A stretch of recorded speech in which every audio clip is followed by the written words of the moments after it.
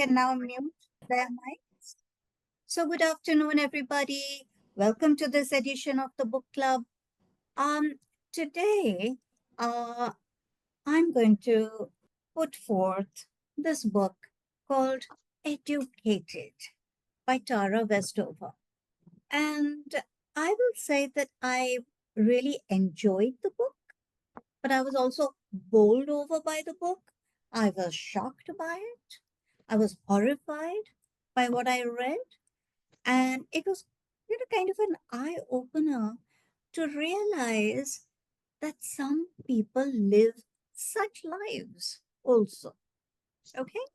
And that somebody who has come from this kind of background can also change her world and enter an entirely different world and change her life, which of course is invigorating to know that such change is possible. Now, the family that we're talking about is a very problem ridden family. You might like to use the word dysfunctional. Each member of the family seems to have such a problem.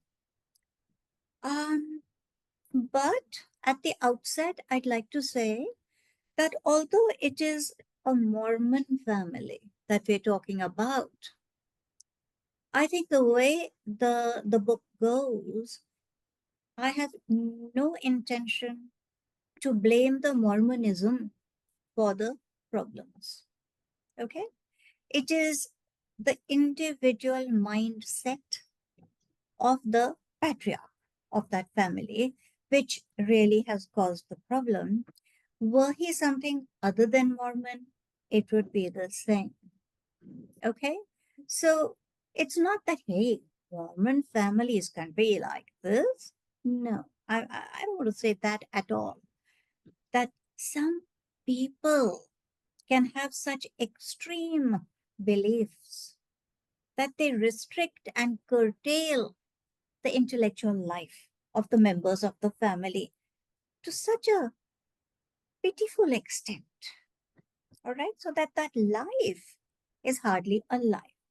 So I'm going to start sharing screen now. Now, this is the book that we're going to be reading about. 2018 is the year that it was published, so a few years ago.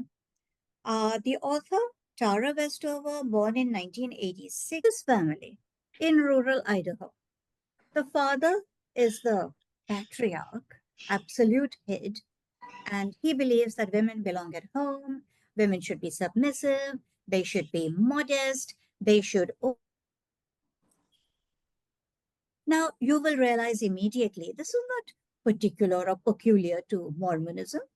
Almost every religion believes that in the superiority of the male and the desired subservience of the female. So, nothing unusual. Now, the mother, in the book, now the book is not a novel, it is a memoir. All right. So, it is the true story. But the names of the characters have been changed. So, the father is called Jean, the mother is called Faye. Now, the mother is not as extreme in her belief as her husband, and sometimes manages to get her way, in that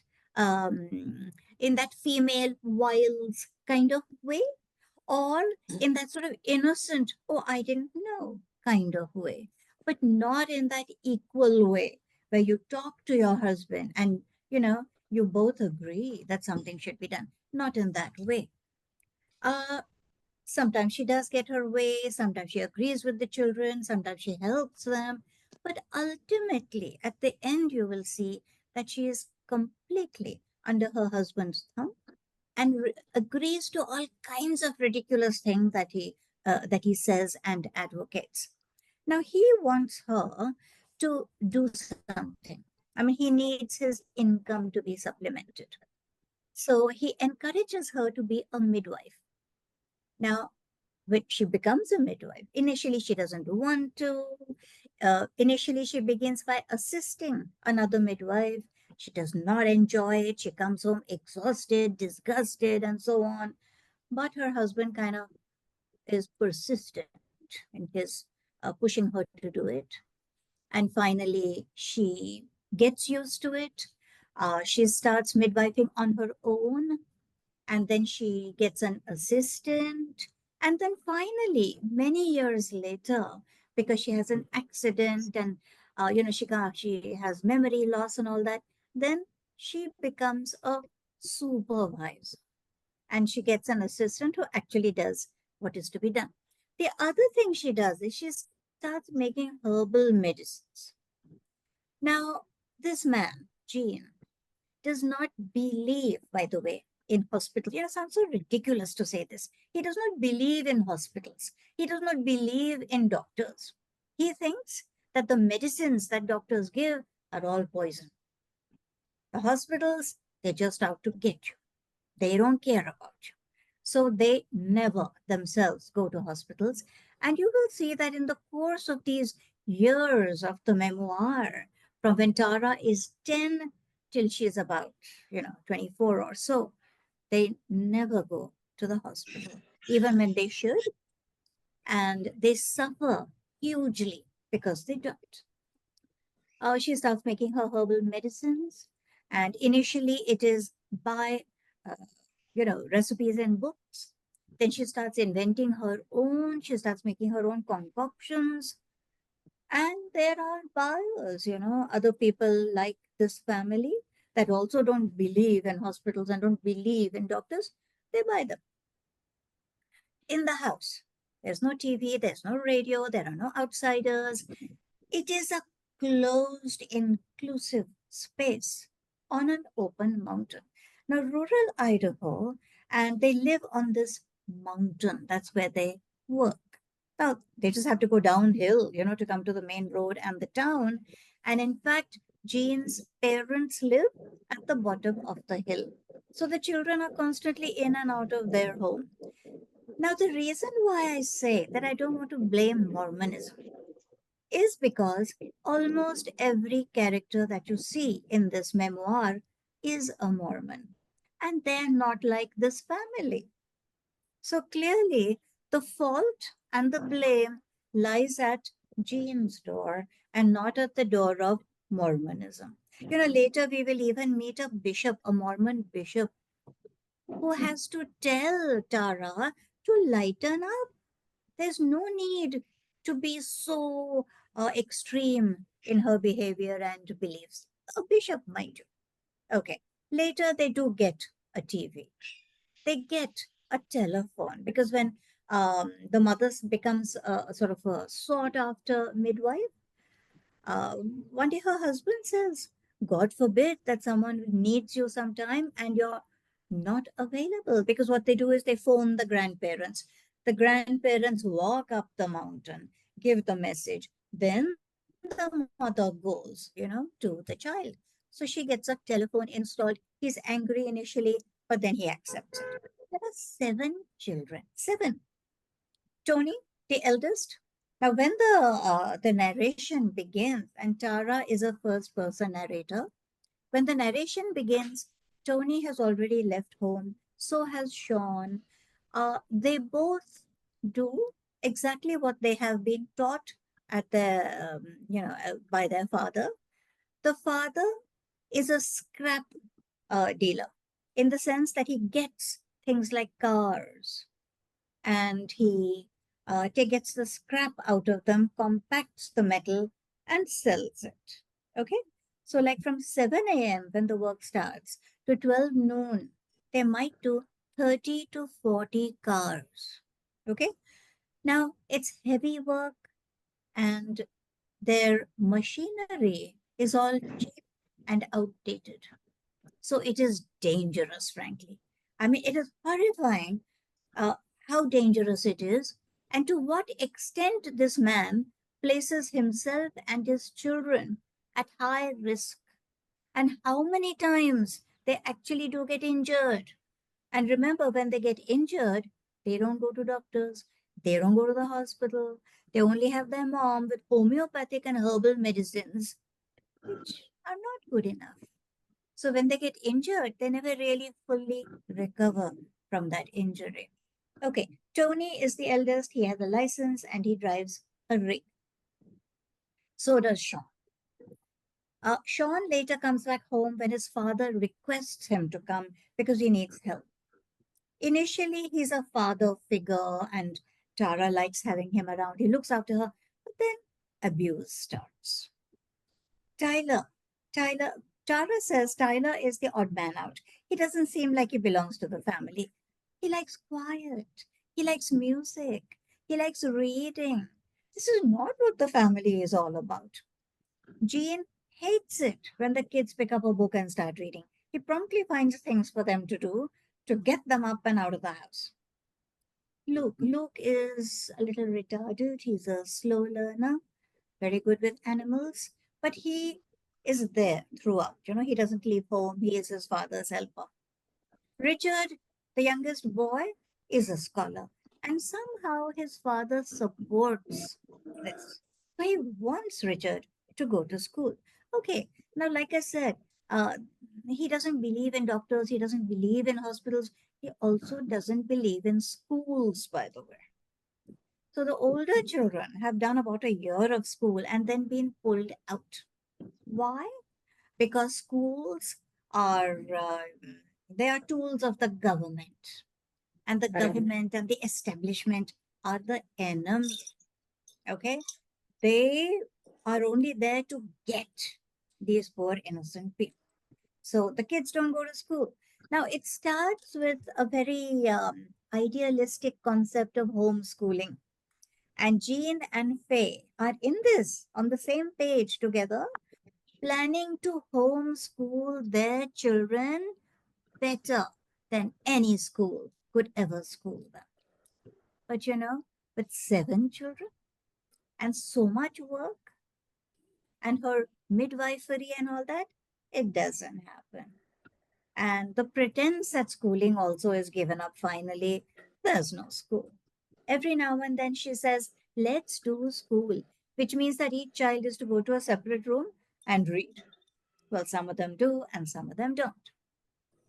Audrey, now we hear very little about Audrey really. She's there. But we are told that when she becomes 15, she starts getting jobs outside. And this is the great thing about America. I don't think this would happen in India, that they go and they get jobs and they earn money and they earn enough to have their own car and a room to live in. How marvelous. So, this is what Audrey does. She goes out, she gets jobs, flipping hamburgers, waitressing, stuff like that. And she gets married very young. By 18, she's married and, she has her own life. Tara is the youngest. She is mother's little helper. She helps her with the medicines. She goes with her on her midwifery trips. And when she's 10, she also joins her father's crew. Uh, Jean, that's the name given to the father, builds things. And when there's nothing, where he gets contracts, if there, then he salvages scrap and sells. It's very rough work. He is paranoid about interference from the government and all institutions. So his goal is to go off the grid. Nobody should know that they exist. The first 3 children have birth certificates. After that, the other 4 don't even have birth certificates. No one knows they exist. Since there are no birth certificates, the government doesn't know that there are children who aren't going to school. So they don't come to investigate. Okay, he's a devout Mormon, and Mormons are hung up on self sufficiency. He carries it to a ridiculous extreme. He fears the apocalypse. Now, he's like, he thinks of himself like Noah, Noah and the ark, how Noah was the only one who heeded God's word about the flood. And he prepared, he built the ark, and so he was saved. Everyone else perished in the flood. Well, Gene thinks he's like that. And Y2K, we all remember Y2K, don't we? The fears about Y2K. What will happen to computers when the year becomes 2000? Well, nothing happened. But he was sure that that was going to be the apocalypse. The days of abomination would happen. And he would need to stand before God on the day of judgment, so he better do the right thing. It is ridiculous, the preparations that are made. That when the world is ending, when the apocalypse happens, they must have food, they must have protection. So they boil apricots and peaches and put them in mason jars and preserve them by the dozen. And they have guns, for protection. They have gasoline, petrol buried underground so that when all over the world there is no one can move, these guys will put petrol in their car and drive. He's very controlling. Everyone must listen to him. Very austere, but loving at times. Um, Tara. Yes, well, we'll talk about Tara a little later. So when Tara goes to university, she studies psychology. And that is when she realizes that maybe her father has a bipolar disorder. Maybe that's why he was what he was. Because he has these delusions, this paranoia. Is he mentally ill? The family never thought so. And they're also ignorant. They would not think of it. Um, Now, when Tara asks questions, he can't answer them. And what he says is, there is the truth and there are lies. Meaning, there is only one truth. Everything else is lies. Now, I think in our world, we so realize that, there are so many versions. There's no such thing as the absolute. There are versions. This is the way I see it. That's the way you see it. This is the way history has perceived it. This is the way the future might perceive it. There's no such thing as the absolute. But for this man, there is the truth, and everything else is lies. Men are superior, women inferior. He's very particular about the way they dress. Now, this again, is this peculiar to Mormonism? Hardly. So, when Tara is included in a dance group and they're going to have a performance, and she's asked to wear tights and a leotard, he says, "No way, my daughter will not dress like a harlot," he says. And the dance teacher is kind enough to put all the girls into huge t-shirts so that Tara can also participate. That's her niceness. He never changes, all right? So throughout the book, he is what he is. He does not change. He has some crazy projects like the snowball project. You know what he's going to do? He's going to go to the top of the mountain and he's going to make a small mini snowball. Now, this is at a time when the snow has to be the right kind of snow. And then he's going to roll that little snowball down the mountain. And the snowball will gather and gather and gather until it will be an enormous snowball by the time it reaches the bottom of the hill, and it will be a world record. Now, does he actually do it? Initially, he's waiting, and every day they test the snow and ask, "Father, is it the right consistency today?" And he says, "No, not today. No, this is not quite perfect." And then it just loses interest and it never comes. He is mightily afraid of the feds, the government. And they have made, now if the feds come after them, why would the feds come after them? But if they do, then they have medicines, they have food, they have blankets, they have, oh yeah, he all the money that they have, they buy silver coins with. Because there will come a day when the currency will be just paper and the real value will be in silver and gold. So they have all these bags of silver coins ready to use later. The Illuminati, the Illuminati were a secret group, sort of spies really, which infiltrated groups to find out their secrets. So he says, "Oh, the Illuminati will try to get us, but we won't let them." One day Tara's reading and she's got interested in a book. He doesn't like this. So he tells her to carry buckets of water and water all the fruit trees that they have. It's raining. There's a rainstorm going on. And through the rainstorm, this little 10-year-old girl is carrying buckets of water because her dad has told her to. They live very dangerously, as I have said. Now, these are just a few examples. I mean, you can read them. I'll just mention a couple.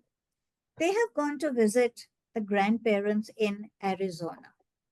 And I mean, they're there. For, they mean to stay for a month or so. One day in the evening, suddenly Jean says, "Okay, pack, we're going. We're leaving in half an hour."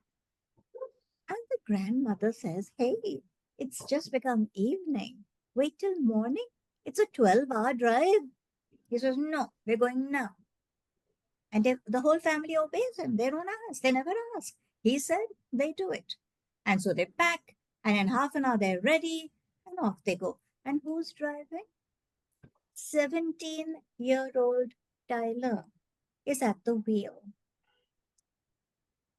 At 6 o'clock in the morning, when they're almost home, he falls asleep at the wheel, poor guy. And the car tumbles and turns over and all that. And Tyler is so badly hurt. His face smashes on the wheel and his teeth turn inwards, and he's bleeding from the mouth and all that. The mom also is very badly hurt. Oh, by the way, they never use seat belts.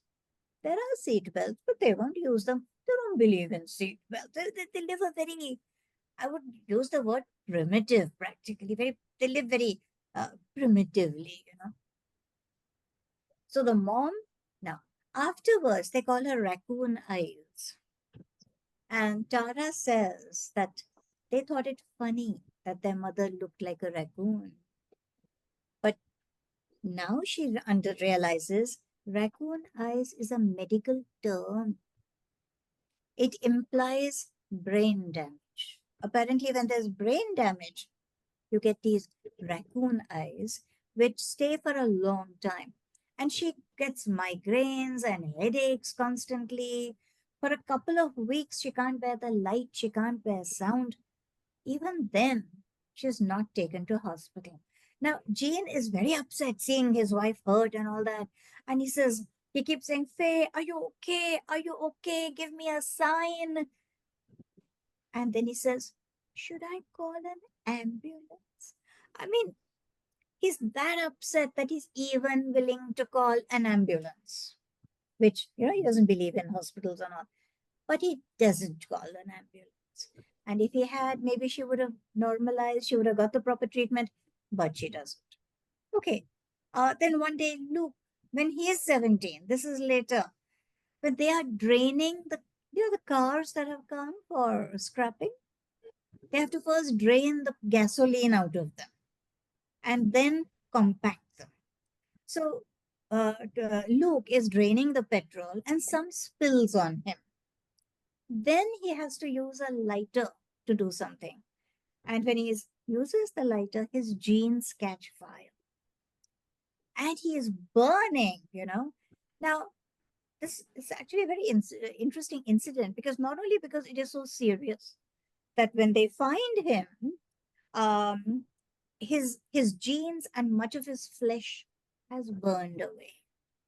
And he's in very bad shape indeed. Um, but the interesting thing is that he is outside the house screaming, and the mother and Tara go running out. But how did he get there?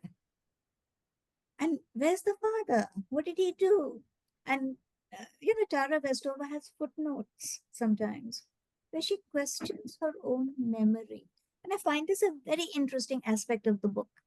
She says, "What I thought then is such and such. What I realized later is such and such. But when I talked to my brother 3 years later, maybe this is what he said." So now we can combine all these various things and try to decide what really happened. So you see, there's no one truth and the other lies, right? There are versions. Tara's memory, Tyler's memory, Luke's memory, right? Now it seems as if, now, how did the father be so callous as to just leave the boy outside and carry on with his work? So these are the issues, that you pause at and you think about. It would appear as if the father put Luke in the truck and set it rolling down the hill, knowing that it would crash and stop outside the house, and the boy would be found by the mother and treated, except the mother wasn't at home. She had gone for a midwifery session. Only Tara was at home. 10-year-old Tara. What was she supposed to do? Okay? She does her best, then the mother comes, etc. But why did the father not come with the child?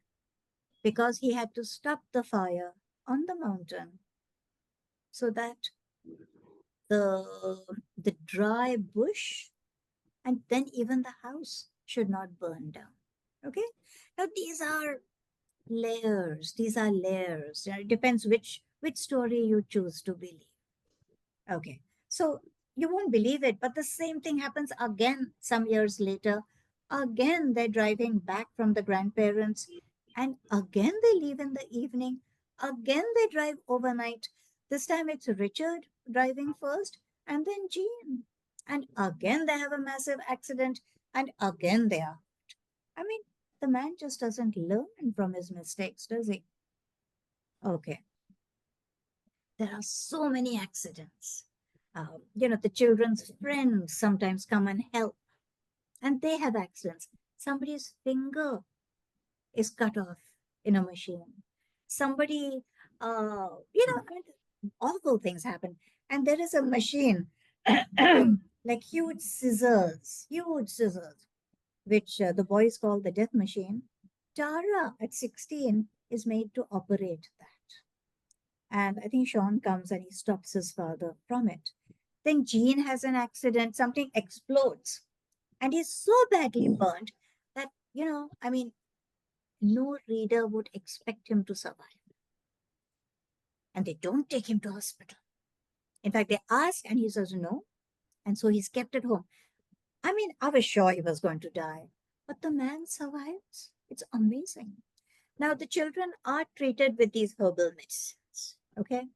And Tara says they never seemed to help. She didn't see them helping. But when the patient got better, credit was given to that medicine. The mother is also religious, but not as bad as her husband, but very loyal to her husband.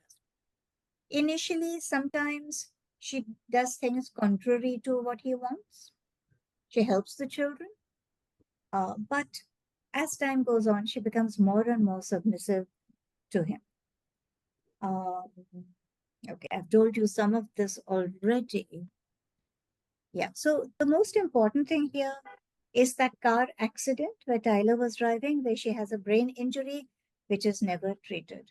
And that, for the rest of her life, she has headaches and she forgets. And so then there's this crazy thing called muscle testing, where when she has a patient, she asks herself, what is the problem? And apparently, she gets an answer from within. And accordingly, she treats the patient. Now you can see how, crazy this is. So, I've told you the children are 7, Tony has left, Sean comes back. Sean is the biggest problem. He is sadistic. He likes hurting people. And his victims are Audrey and Tara, and his girlfriend Sadie, and then his wife Emily. Okay. Tyler, I've told you, is very different. He likes books and music. Tara is the narrator. It's a retrospective memoir that she's written. She joins her father's crew working on the construction and scrapping activities when she's 10 years old. And she has already been helping her mother in the house, in the cooking, and in the making of herbal medicines. Yeah. Uh, she's very impressed with Tyler and the way he reads and the beauty of the music that he listens to.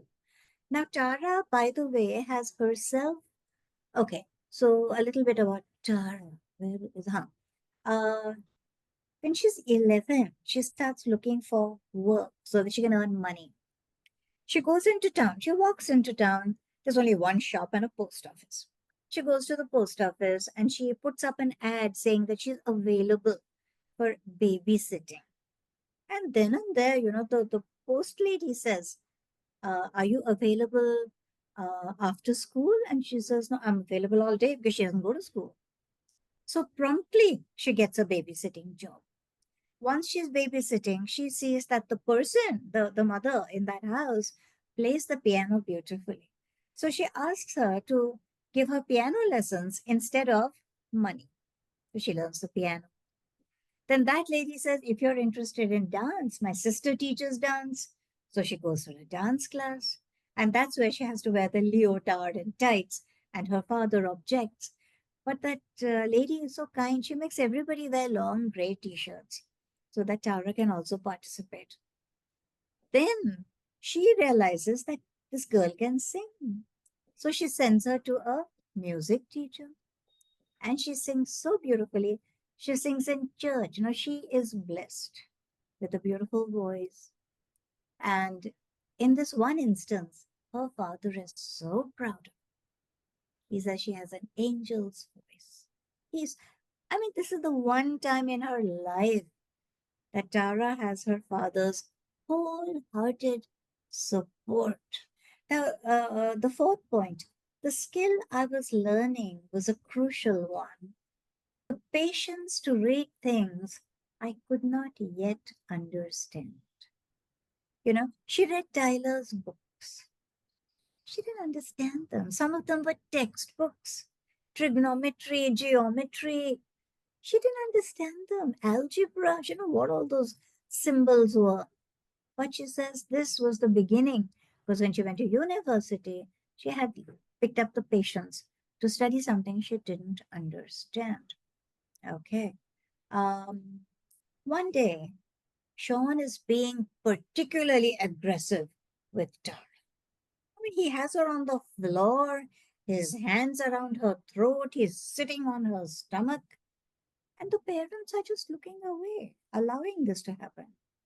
When Tyler, who has by now left home to go to school, happens to return and stops this. And he tells Tara, not by now, Tara's about 15 when this happens, that she should also leave home and she should study. And she thinks she can't. How will she do it? How can she go? She hasn't got a school certificate. And he shows her how she can apply. Now, there's this Mormon university called Brigham Young University, which very much accepts the concept of homeschooling because a lot of Mormons do that. So, what Tyler does is he fills up an application form saying that she is homeschooled, and so then she can fill the application form.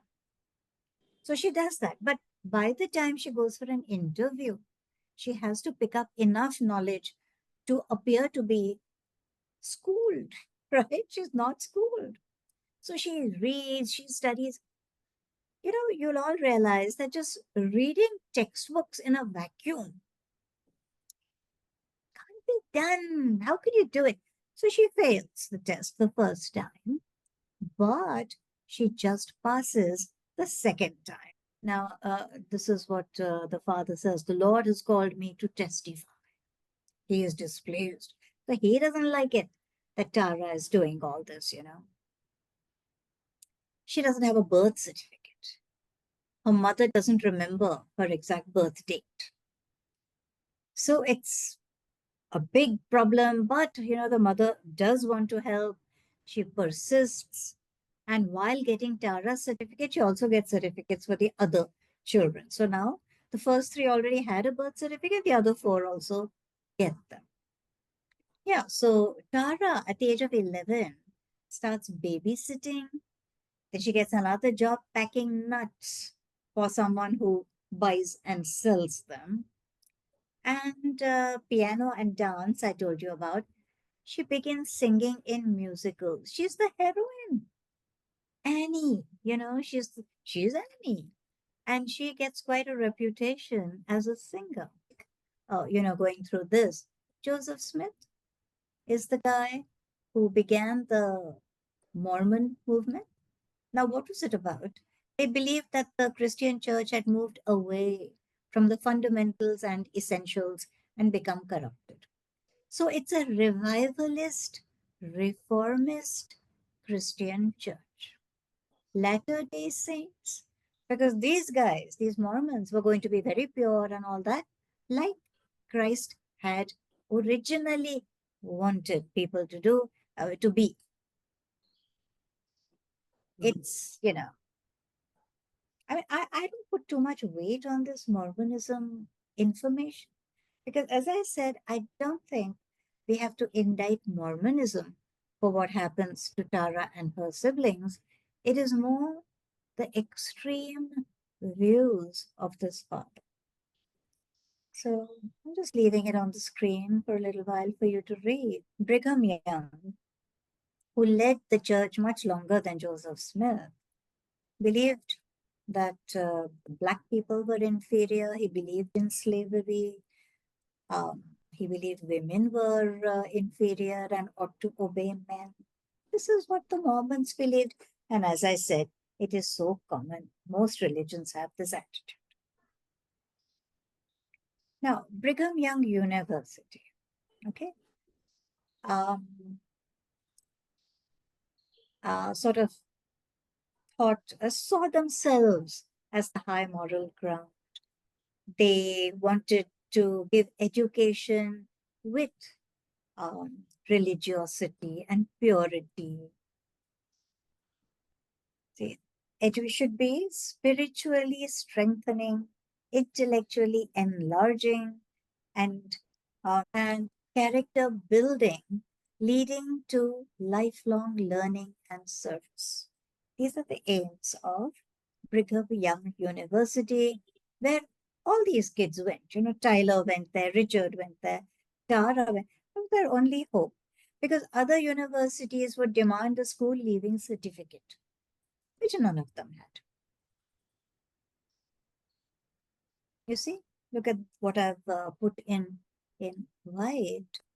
Um, as disciples of Jesus Christ, BYU graduates are motivated by love for God and His children.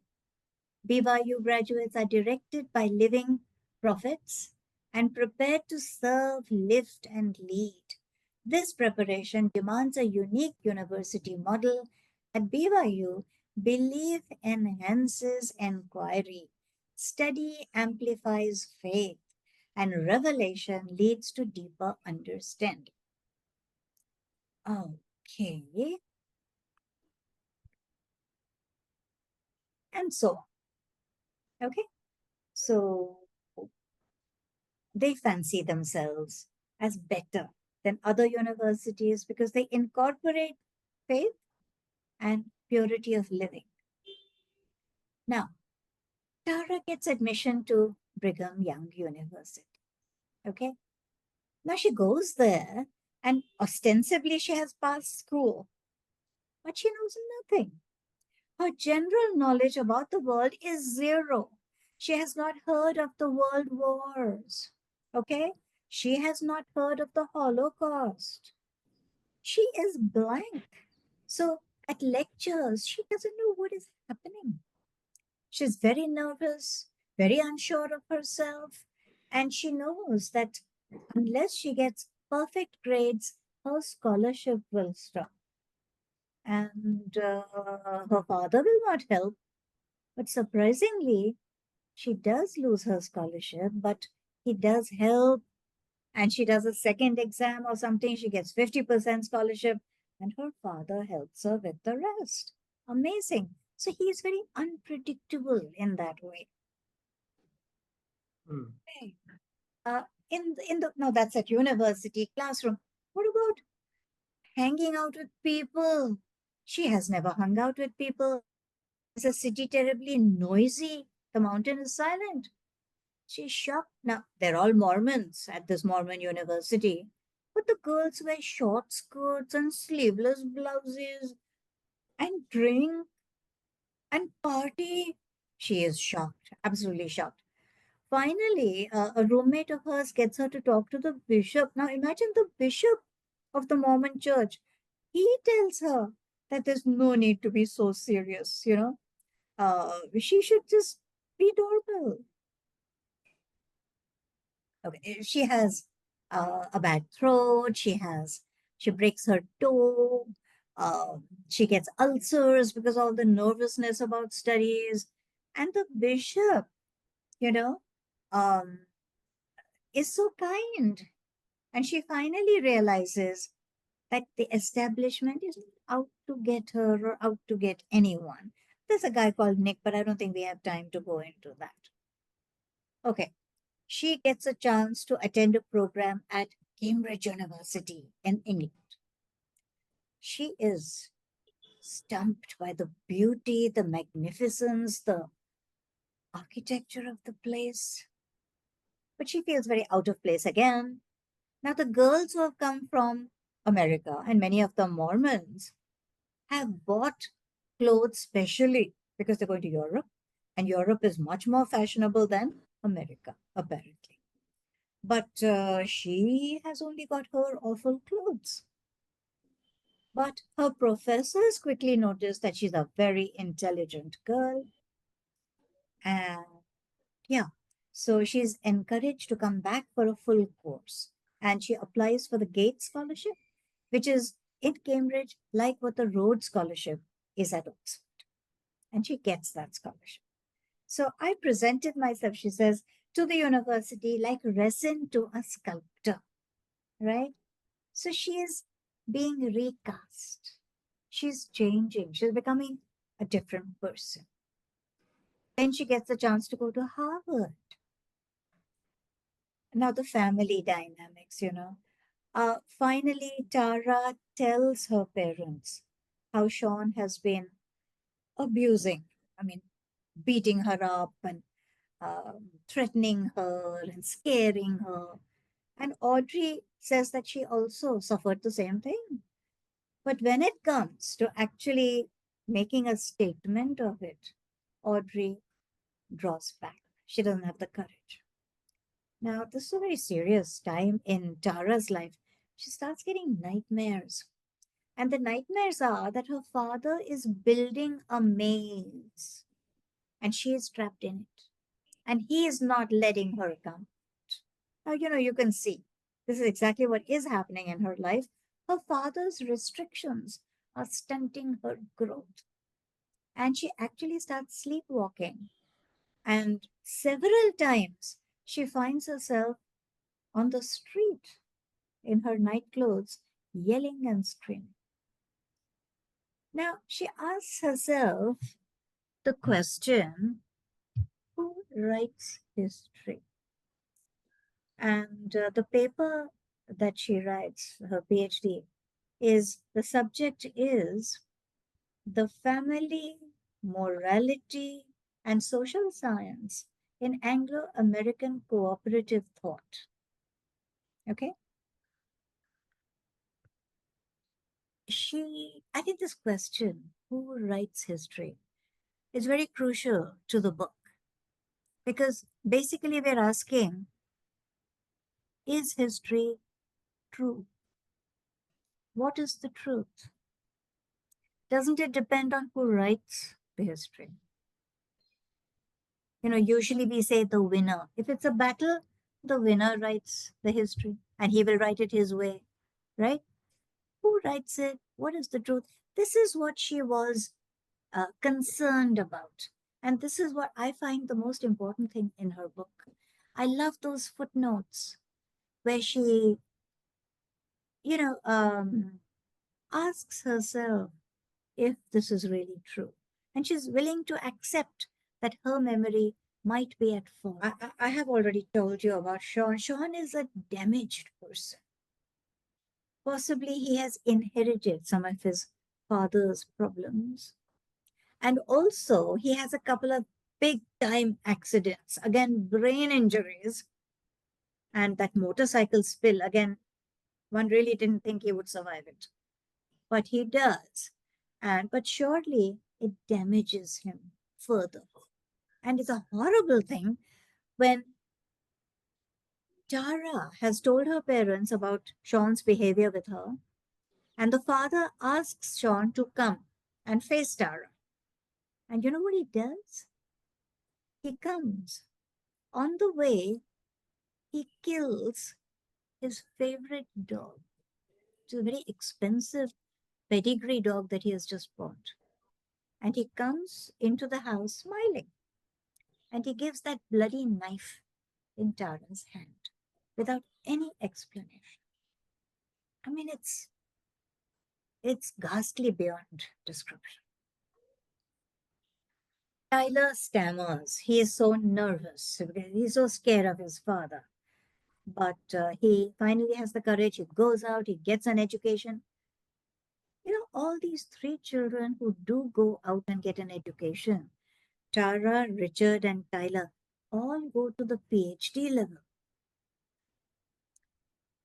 Yeah. And he is one of the few in the family who continue to have a relationship with Tara. The others break off because her parents break off from. Audrey, I've already told you that she doesn't have the courage to accuse Sean, uh, to sustain those accusations. The themes in this book: knowledge. What is the value of an education? Now, the book is called Educated. Tara, Tyler, and Richard become educated. They get an education. And the book shows that they become better individuals because of it. It widens their breadth of knowledge. It gives them exposure to so many things. It gives them an identity, a different identity than what they had. It builds up their self-confidence, their rationality. Rationality is something that the father and mother completely lack. Memory and truth. These are themes that one ponders about again and again. So I'm going to stop here. Vasudha, you can, those who want to ask questions now, please unmute. Vasudha wants to ask a question. Yes, Vasudha, please unmute. I think in 2019, Yeah. disturbing read, particularly when this girl is abused by her boyfriend when she is in the hostel, in the college, and she doesn't realize that she is being abused. She goes to the hospital, and because she comes with the same kind of injuries, the staff there suggests to her that if she has the same partner, maybe she is getting abused. And that's how she realizes. You see, this is something that has stayed with me. But Yes. my question to you, Mohini, is this. I don't quite agree with you when you say that all these are the problems of the individual and Mormonism has nothing to do with it. I would, apportion the blame as 50-50. This peculiar. What I'm saying is that it isn't only Mormonism, because other religions have the same tenets. No. No, the way it is enforced in Mormonism is Yes. a brainwashing to another level, Yes. especially Mormonism. Though they Yeah. derive from Christianity, the fact that they consider themselves as the reviver of the original Yes. Yeah. Christian faith. I mean, I've watched a couple of documentaries on this, and it is brainwashing to a level that is not understandable to a common person. Like, you look It's at a that and cult. say ridiculous, but to the person who's under that influence, it is It's a reality. cult. It's a cult. And It's it's a the cult. It's a only cult. reality. Mormonism is a It's a cult. cult, Like and that he young takes guy them. Ah, yeah, had yeah. 56 wives.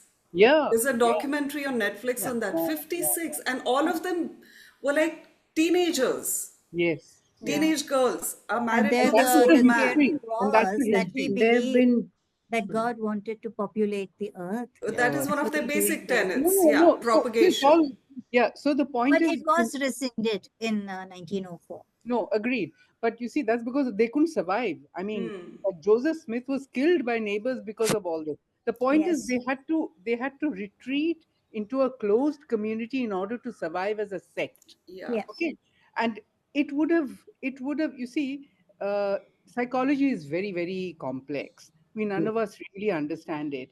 The point is, many of these tenets would encourage, let's say, certain people with a propensity for Mm. violence. insecurity and anxiety and all that, to clutch onto these things. See, if I do these things, I can keep everything safe, I can keep myself safe. I mean, I'm talking about the father, and therefore, it would have encouraged his latent psychopathological Yeah. Yeah. tendencies. I mean, he was in many ways a psychopath, there is no doubt. And yes, and that is independent of the Mormon church, but that Yes. that environment would have reinforced it, is what I'm saying. Fine. And Yes. also Yes. But fed he would fed always tell himself that I'm doing the right thing. This is what we people believe in. We don't believe in the medieval ages. The church did not believe in medicine. Yeah. I mean, come on. They said if you were ill, it was God's will, and therefore you had to die, and all that rubbish. Yes. This guy says it. When Yeah, Tara's hurt very badly, he yeah. says the angels will not let you be hurt. What do Yeah, you mean? I mean, she is hurt. right. Yeah. so So He says so that. what I think what Runa is saying is right, that the Mormonism feeds into his innate sense of sense, psychosis or whatever. He's a crazy whatever. man, but the Yeah. Mormons kind of bolsters it. It bolsters it. Yeah. But you It see, sort of what do they call it? It sort of justifies Validates your his validates his thought. validates. Enables. Yeah. validates Validates it. his thought. Yeah. And of The course, today reason. Mormonism has changed and developed a lot because you cannot live divorced from your environment. community. But as you say, also, Mo, I mean, there are many, many sects which insulate themselves, but they have to insulate themselves in order to sustain their beliefs. Yeah. And all over the world, there are Hindu fundamentalists who Yeah, are like that. totally And of agree. course, you also have Islamic fundamentalists, you have Jewish fundamentalists, you have fundamentalists in Yeah. all I just religions want and to sects. point out that the reason why I said that I don't blame only the Mormonism, is because there are so many Mormons who are normal shown in the book. No, they are There's not all They are only not. entirely They are No, not. no, I need to wait, intervene wait, here, wait. please. In May this I, book, may I the support what other Mohini is people saying? who are Yeah, also Mormon yeah. are May I perfectly support what normal. Mohini is All saying? right. This guy is the only one like this. Yeah. So Yes. my aunt was Mormon. My uncle met and married her. I mean, she was with the U.S. Embassy in Kathmandu. So she was a Mormon. She was a smoking, drinking, gambling Mormon. So Very she was not a Decided how cultural she wanted Mormon. to live her life, Hmm. and her family were similar. I mean, they were Mormons, but they did not conform to the extreme requirements of the Mormon church in any way. Hmm. They lived in a place, small little place, you would call it a village, perhaps, Hurricane, Utah. My mother has visited the place. So they were full of Mormons, but they lived a quite normal a life. normal life.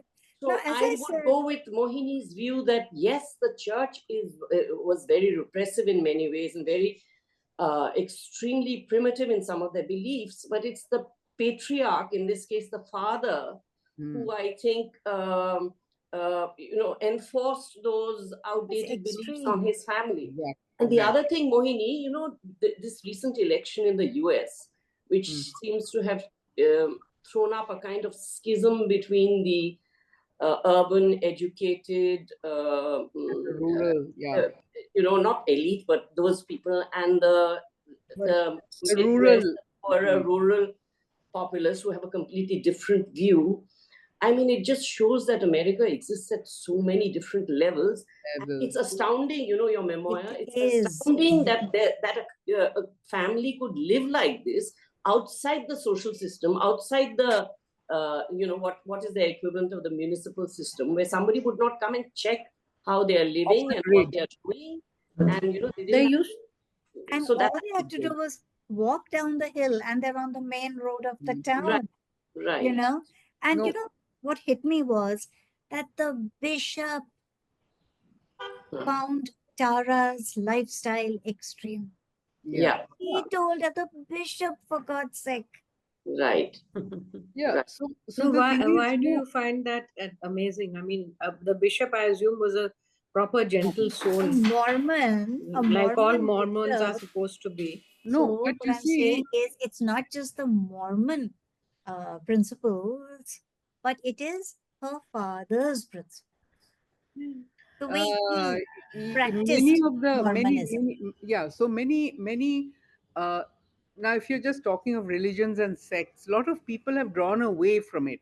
The Mm-hmm, critical issue is they have drawn away from it.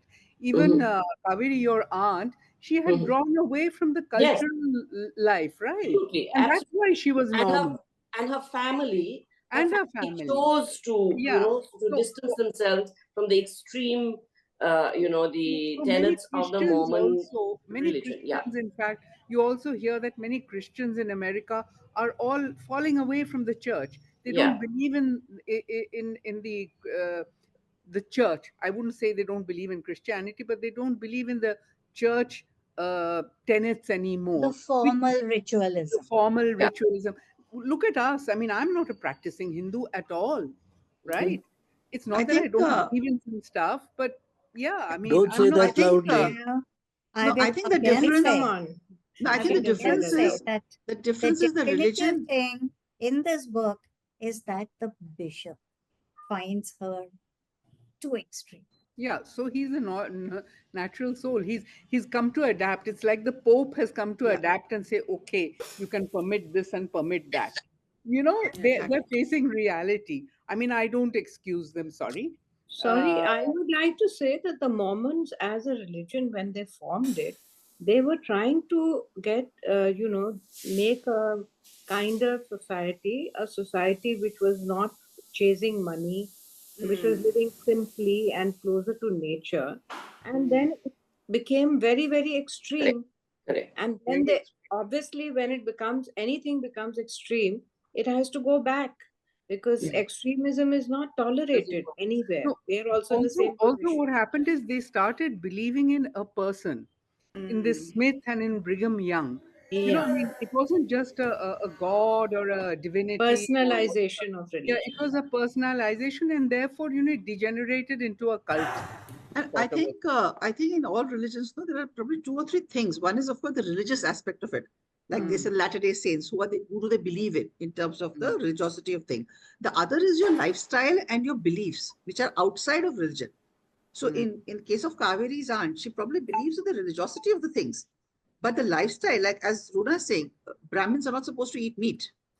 That's not nothing to do with religion, right? But that is a lifestyle choice, which Cultural thing. By the way, cultural life. Bengali Brahmins and Kashmiri Bengali Brahmins are They allowed do to Brahmin. eat eat meat. exactly. They do eat it exactly. So Yeah. that is something. So just because you eat or you don't eat doesn't make you a good or a bad Hindu. Yeah, Like that, I think your the thought process of religion and the way you choose to follow your life are two possibly different things. things.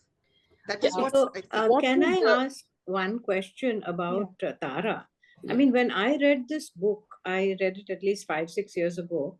I was very disturbed by the whole thing until at some point I felt that this is not true. Yeah, This I book felt. is made up. There a lot of things are not real. I mean, this cannot be.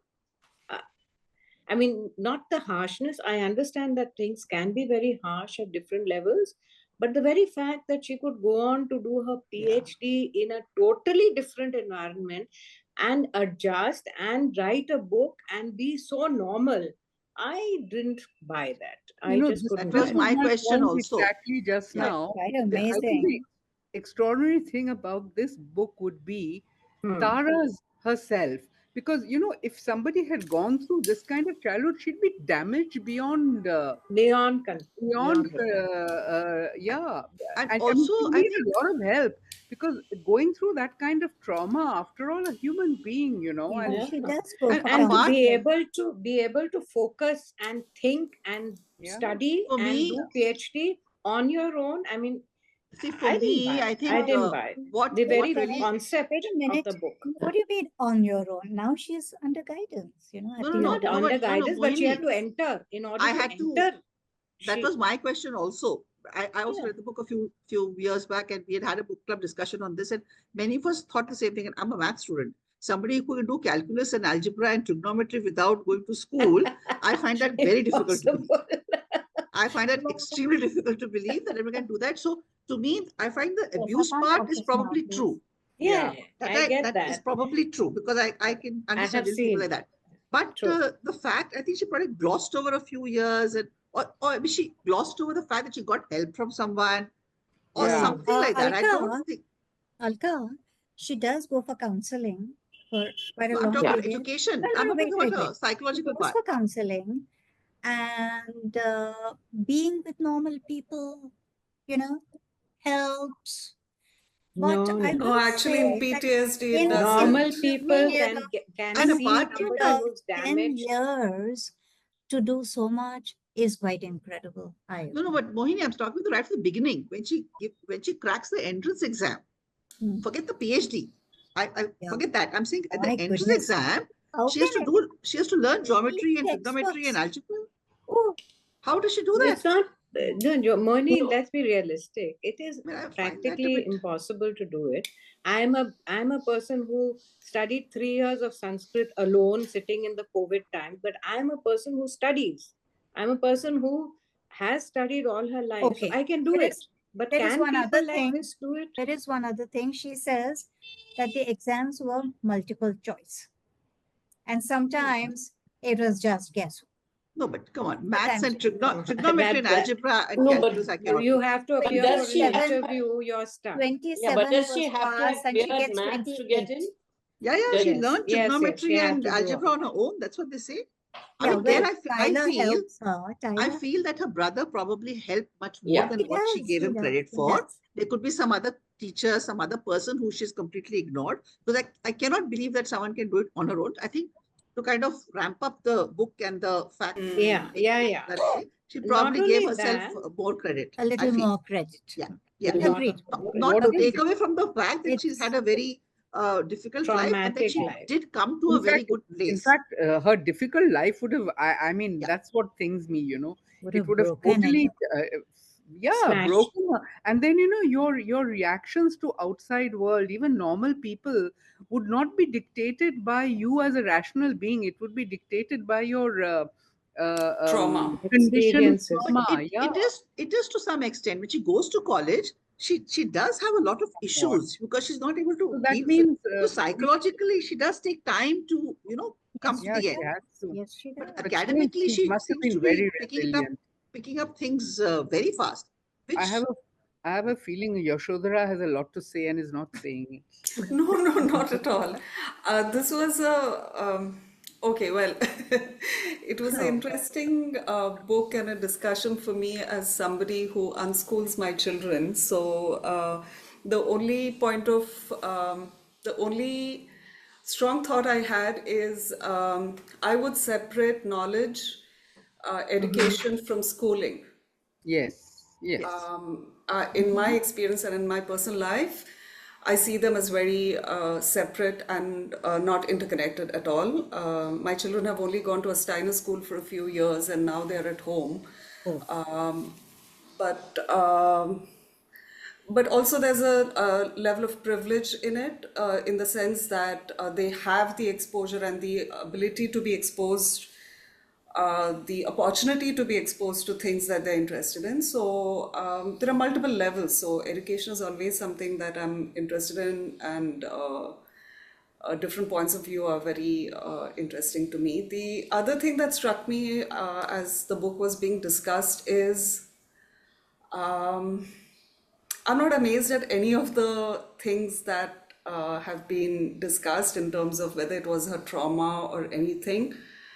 Uh, the sad part, which I've come to experience and witness, is it's more common than we think. I think Yeah. sometimes Absolutely. we just live in bubbles and take that to be the world as it True. exists. But like somebody said, there are so many layers to every place, not just the US or India as a whole. Even if you take Pune, I mean, I worked in a slum where the kind of things that the teachers would, all of us at least break down and cry thrice a week because we couldn't just deal with what the kids had brought to us. Um, Sometimes I have a problem with the way the foreigners, especially the Americans, portray themselves and come to look down upon everything Indian, because I've been in the NGO field. There are a lot of the white saviors who come to donate and save and teach. Yeah. And Wonderful. this kind of book actually makes me think like, dude, it's happening right in your neighborhood. Yeah, Don't come exactly. here and tell me that we are backward. It exists everywhere across, The world. across the world. Yeah, there are. So it's interesting, but I also think my overall impression is that there are some parts which are glossed over or fabricated in the book, but I mean, who knows? Yeah. Mm. No, it's a Well, I mean, marketing. It's a marketing gimmick. Yashodhara, Very Yes. much. Very Yeah. much. Yashodhara, you made a very strong point. mm, We in India also look at things differently than what we tell we are doing that. And this is also can be seen. What I read about these people was how tight they were in their thing. That means someone escaping was never heard of. So the writing that I read, or the books that I've read, the Mormons were someone who were away. You keep out of their sight, they wouldn't come to you, etc. It was like a small ghetto that they had around. That's what my impression was. So a girl coming out of the ghetto and doing means something. It's Yashodhara, it's like what I remember a classmate of mine who came in from a Jhopatpatti down to IIT. He was able to do it, learned it, etc. Came. And all this is possible. You have to give people a chance. And we people make it a mistake. Oh, bichara hai. Bichara sale ko mat kaho. Will detest being called a bichara if someone tells me that. I So you have agree. to No, be but able to take them in their And own that side. I And think as teachers, you No, teachers the should learn this. only difference being like, I know there's recently, a few years ago, there's a girl from the slums in Pune who, through help from Teach for India, went to American university. The only difference being there is no religious or cultural programming there. Her only thing was she came from slum, municipal school, lack of funds, and the kind of oppression and trauma that is being talked about in the book But is. in this there's physical trauma, but what Satish was saying right now about how it's a kind of a ghetto and you're not able to escape out of it, Yeah, yeah. it doesn't really have to be a physical space also. It could be in your mind. I The remember mental many years space. back, I had gone for some summer camp to IIT, and those are people had come from everywhere. So there was one girl who had come from some small place in Tamil Nadu, and her father was again the patriarch and the kind of person who put everything there. He had told her, "You must not eat." He said, "Cheese is meat." Okay, so she had never eaten cheese, and she refused to eat cheese. I was telling her, I went blue in my face, telling her it's milk, you know, made of milk. But she refused, and she was in IIT. She was staying in a hostel with me, so she was out of the sphere of her father physically. Even then, that girl did not eat cheese because she was so Programmed. internalized it so Program. yes. completely. So this is something which you can see everywhere. And Yeah. on anything. I've seen so many people who are kind of so controlled by their fathers and then husbands that They just cannot think for No, themselves. And I we are think that's the way it controlled by is. our upbringing. I mean, even Yeah. you and me, who are very privileged and Yeah. very educated and very liberal, I find myself sometimes reacting and I say, oh boy, this is actually childhood Yeah. programming and nothing else. My daughter keeps telling me that I'm totally, talking absolute nonsense when I'm making a very, very innocent comment. She says, "Oh my God, Mom, what's wrong with you? That is Yes, so I not know. done." Which I have to Yeah, keep. I say, "What did I do? What did I say?" So that happens. Yes, I'm yeah, sure. my But children do that too. yeah, Yeah, Mhm, mhm. yeah. that happens. No. Yeah. Yeah, it's So, the story of our Education, uh, lives. education in the country has not been able to break the uh, difference in people there. Well, someone can come from any part of the country and other. We tend to see वो कर नहीं सकता वो उसने क्यों किया वो ऐसा No, है वैसा है or someone comes and does brilliantly and he said yeah he's comes is a different person at all completely. But what I meant by this is that education has to get away from religion. Education has to get away from uh, wealth and money. You look at it from the point of view of what he is doing or what she is doing. And I purposely add she is doing also because this is also we did not. Damn it! I had one classmate was a girl out of 350 people. That kind of a difference, and it is still there. We have to break these barriers. And this is what I feel that barriers have to be religion-wise, You know, caste-wise. true education caters to individual potential and talents, That's and it. but that interest, that and interest. and interest. So that an organized schooling system cannot do it unless, I mean, it would be extremely expensive and you would need a lot of trained teachers Yeah. to do it. I mean, all that, it's not practically feasible, let's say. No, I think so. When you are going to go into the teaching arena, you have to have a bigger heart than what you tend to have. Well, but our Business teachers are not trained for that Teacher now. not they trained. have And not also, been I trained. think what Runa is saying is that in the class of say 50, because the problem is also that, right? Yeah. Come You again? don't have the time, the teacher. I'm not saying it's the right thing. Ideally, Mm. yes, every teacher should look at each student and say, okay, fine, what does this particular child need?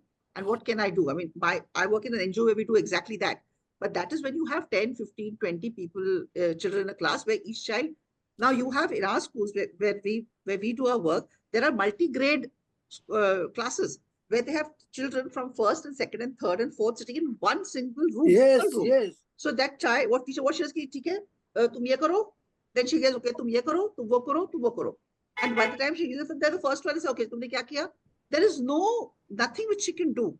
So despite that, if you're able to do something for a child, that's great. But what Runa is saying is because we have to have a one size fits all, unfortunately. At least you have to have a mainstream thing to Yeah, impart and basic practical. 3 hours or yeah. whatever it is. So, And the but schools where we The are where it's sad, but the places which have more money, where the children are more privileged, where they get the teachers, the kind of teacher they should get, those are the people who get the kind of which education which is the you're whole talking. idea about homeschooling, no? I Yeah. mean, that's why so many Yes. parents up to a Opt certain for age of a Yes. certain homeschooling. time they do homeschooling.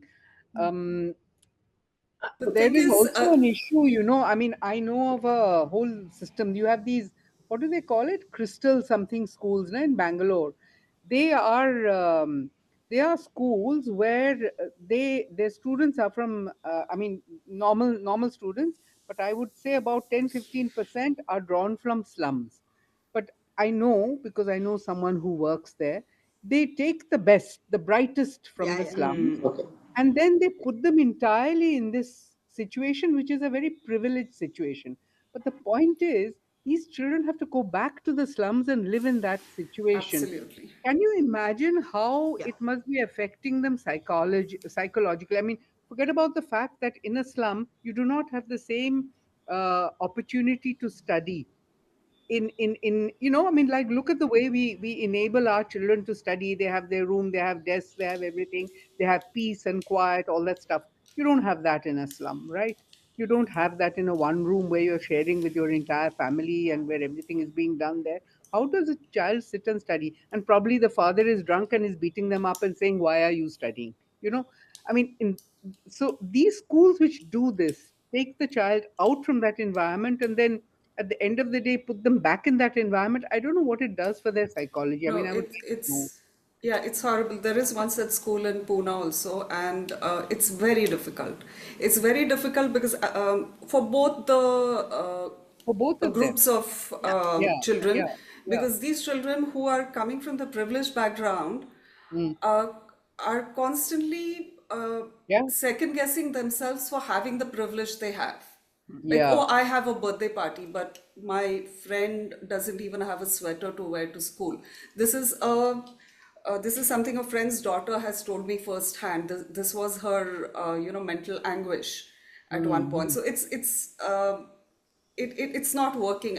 When it started, I knew Madhvi movement. Kapoor from Pune who started this way before RTI came in RTE came in India, but it doesn't work. It No, doesn't and work. There needs to be a another better thing, system. and another thing which happens is even which has happened again in our families. I know that my grandfather's driver. There was three generational people working for my grandfather, my great grandfather, and my father. So my uncle taught the son to become a CA. He's a CA now. But the son is a CA, but the father and the mother are still rooted in their, whatever. So now the son, he's got married to a girl who's a lawyer. Now they want Mm, to have a kind of lifestyle which is different completely from mm, what their parents have got some cows and buffaloes in the ground floor and they've got two rooms on top and that's the way they live. mm. They've always now they can't get along, so they're estranged now. There It's is a this whole, there is a it's very big, difficult and nobody's at fault. I mean, both sides nobody's are at fault. supposedly Yeah, right in their own way. yeah. See, Very so difficult. integration is very Yeah, difficult. Can I very difficult. speak? I think we are digressing. Okay. I have some reactions. Fine. Mala Mm, has left the conversation, but what she said about the book not ringing true, that Yeah. opens a can of worms. I mean, It even does. at, because I have been brought up to believe in the printed word. Oh, Marketing no gimmick way, and no all, but way, then you no are, way. taking liberties with the text itself. Not in the time of Difficult to Wikipedia, Vasudha. digest. You should not be believing no, anything which is no, written. No, You no. know, Vasudha, Wikipedia, I all don't these. think. no, in See, the fact, whole concept of the vice education is chancellor not to. of You Pune don't have to University, believe in the written word. You No, have no, to see difficult to to the see guy if the who, written word Yeah. is true Mohini, or please not. tell me. uh, What were you who saying? was the vice chancellor, Narendra Zadhav, Huh. he's written a book called Mm. The Outcast, Yeah. which is Right. ostensibly his own story. Okay, Doctor's story. he was a. Huh. It does not ring true at all. I Mm. mean, there are contradictions, within Mhm. the story, Mm-hmm. such contradictions.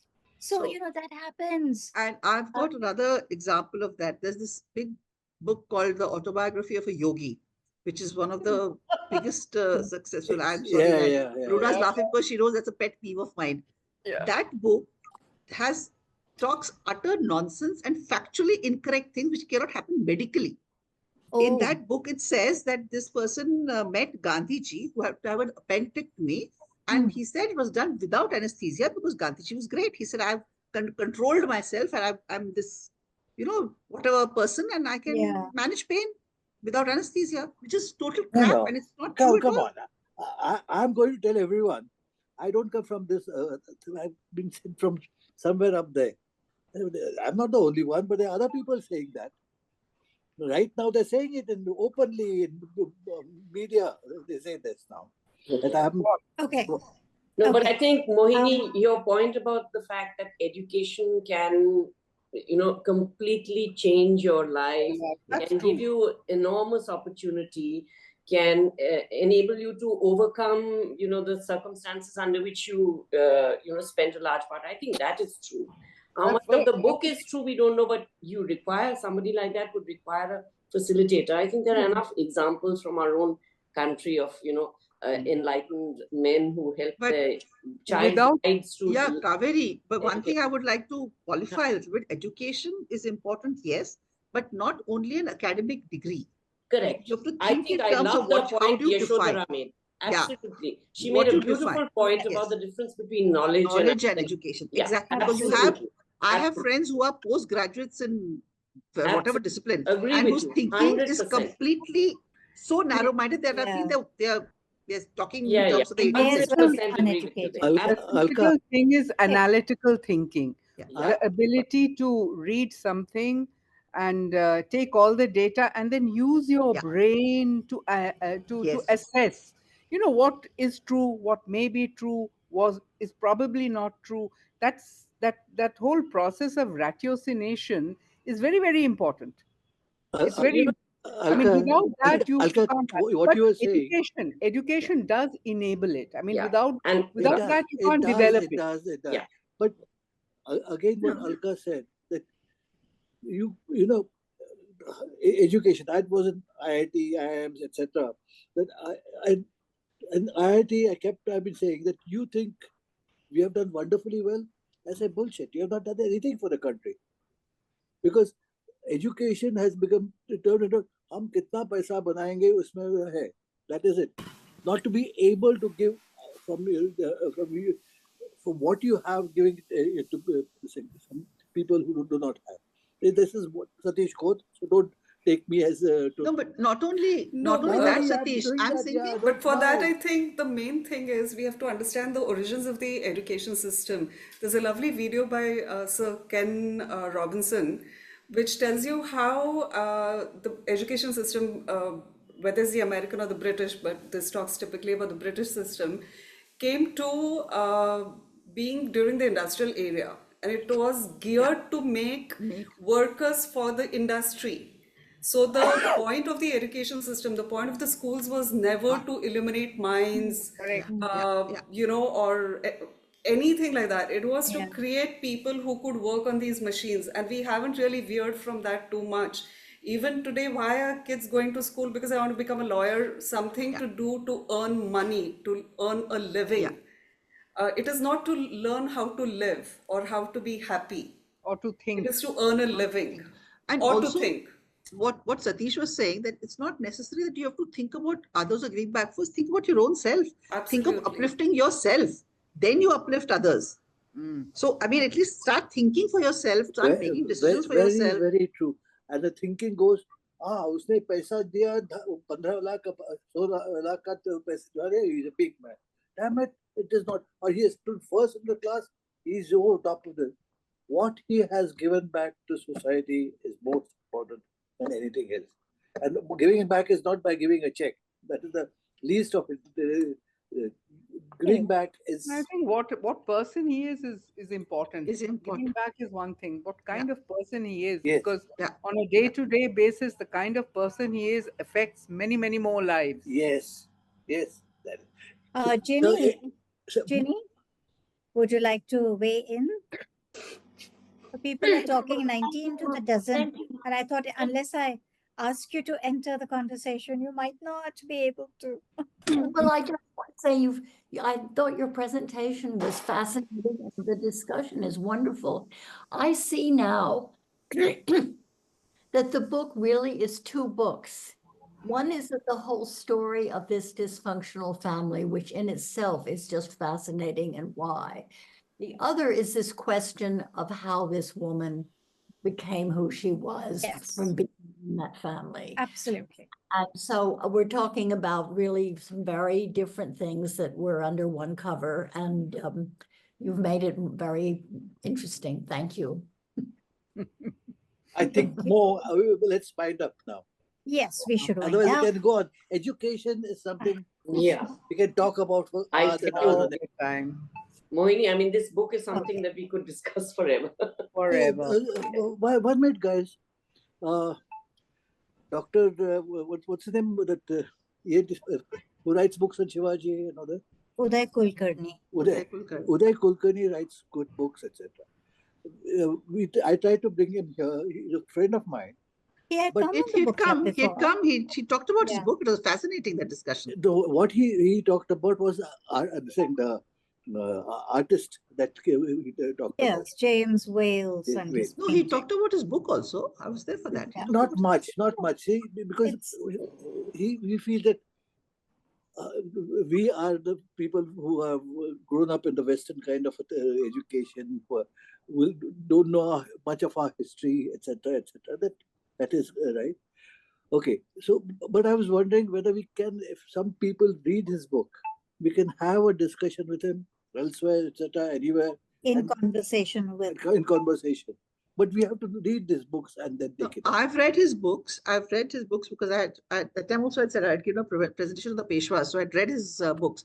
The Ah. thing is, for that, when we are reading his books, I'd rather listen to him because he's such an authority on the subject that I don't really know what questions to ask him because Exactly, he's exactly. so good.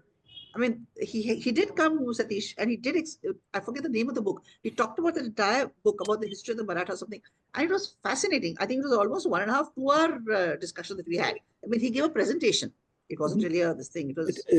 In fact, yesterday or day before, he was being interviewed by someone, and it took me. It was over an hour and I sat there. Mohini said, "No, we are late, etc." I said, "But we finish this bit only. I'll go." Very interesting. His latest books on Raghu Ram. So, I don't know how to get him and what to No, do, so how to use it. wondering if, like Alka, now you say that you have read his books and enjoyed them. Would you like to be in conversation with him? I mean, I wouldn't know what to ask him because he's explained everything in this book. You read Yeah. the book, you understand its Yeah, history. so it's just a way of sort of forwarding the conversation, you know? I mean, I've You're never not done that, so asking I a don't know. question to which you don't know the answer.